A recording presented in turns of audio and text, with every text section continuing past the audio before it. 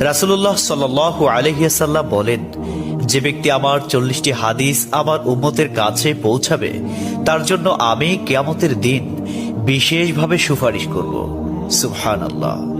Number 2, মানুষের মধ্যে যারা মৃত্যুকে বেশি করে স্মরণ করে এবং তার জন্য প্রস্তুতি নেয় তারাই সবচেয়ে বুদ্ধিমান।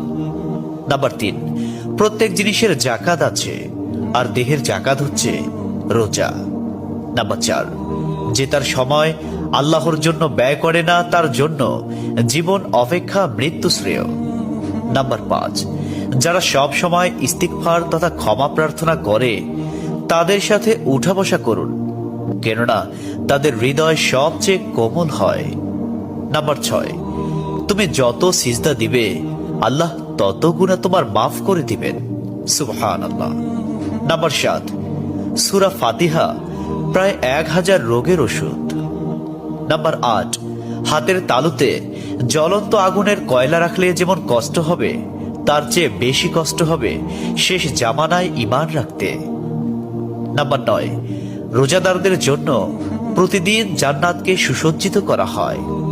সুবহানাল্লাহ।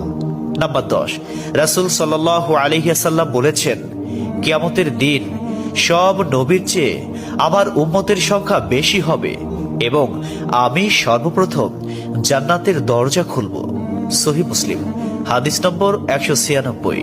11, যে ব্যক্তি রোজা রাখা অবস্থায় মারা যাবে আল্লাহ তাকে কিয়ামত পর্যন্ত সকল রোজার সওয়াব দান করবেন। সুবহানাল্লাহ।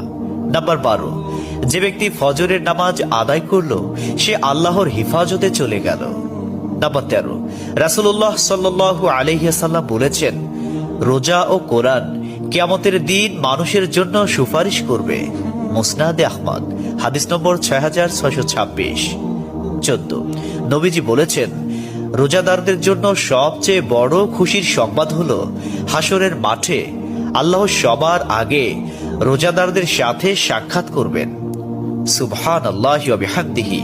15, যখন রমজান আসে তখন জান্নাতের দরজাসমূহ খুলে দেওয়া হয়। 16, রাসূলুল্লাহ সাল্লাল্লাহু আলাইহি ওয়াসাল্লাম বলেন, যখন কোনো বান্দা আল্লাহর দিকে দুটি হাত উঠায় তখন তিনি তা ব্যর্থ বা শূন্য ভাবে ফিরিয়ে দেন না। তিরমিজি, হাদিস নম্বর 502।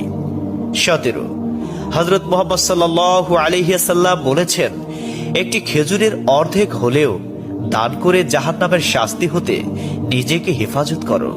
সহিহ বুখারী, হাদিস নম্বর 6023। প্রিয় ভাইরা, নাম্বার 18, যদি ভালো হতে চাও তবে